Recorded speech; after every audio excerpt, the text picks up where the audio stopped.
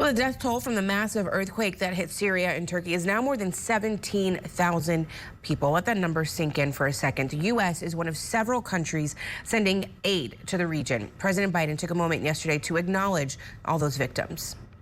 On behalf of the American people, our thoughts and prayers go out to the people of Turkey and Syria.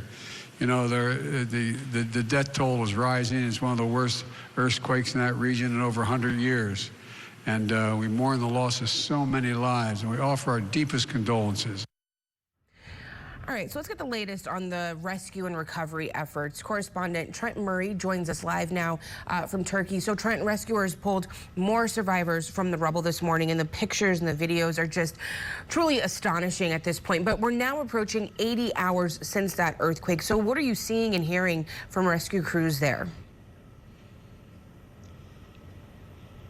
Yeah, good morning, Alex. That's right. I mean, those hours are passing by, but they are certainly not giving up hope. I'm speaking to you from the city of Malatya, in fact, one of the busiest streets of this city. Now, this was one of the worst hit areas. Normally, this street would be filled with people out shopping or going to restaurants and cafes, but it really now is kind of ground zero for the rescue operation. I'm going to step out of frame for a little bit. I want to show you just sort of how much of a lottery this is in terms of how many buildings came down, which ones stood, which ones remained. This is an apartment building which just came crashing down on Monday. When the earthquake hit. There is now no signs of survivors left. That building has basically been condemned, but you can still see the signs of life of the people that once lived in there. There's a wardrobe there that's been flung open with somebody's clothes all out on the street. There's also a television set, believe it or not, that's still standing upright on a bar fridge. It wasn't knocked over somehow, despite the building collapsing. We're going to take a bit of a walk down the street because I just want to show you, while that one's collapsed, right next door, they're still remaining standing, but it comes with a big warning, which is structural engineers are saying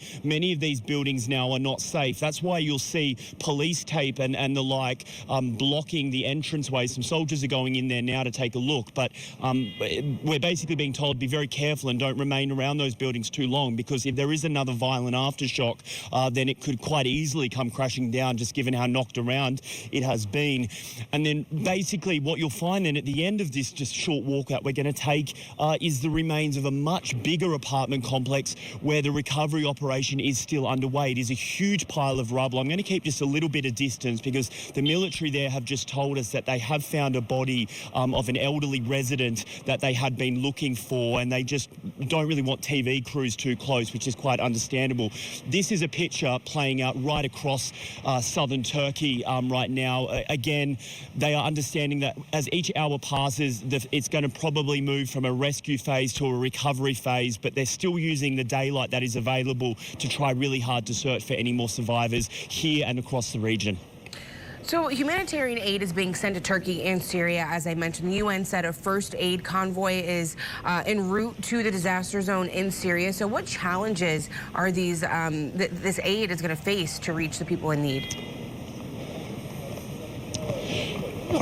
Well, look, the real challenge, I think, is particularly over the border in Syria, because there's just no real central authority there managing the disaster recovery. Of course, Syria has been torn apart by civil war. There's competing factions and groups governing different areas, and I think for that reason, international partners have been a little bit cautious about going in there. That, of course, doesn't help the people of Syria, who many of them are still stuck under the rubble. They just need to get out and need help. The fact that the UN is now only sending this first convoy in today, 4 days after the initial earthquake, I think tells you just how desperate the situation there is. Here in Turkey, it is a little bit of a different story. Of course, there is a much bigger infrastructure in place, more soldiers, more first responders available. But again, we are just talking about such a big area that has been affected.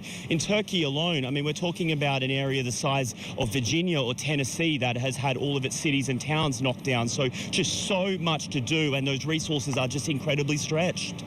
All right, correspondent Trent Murray reporting from Turkey for us this morning. Thank you, Trent.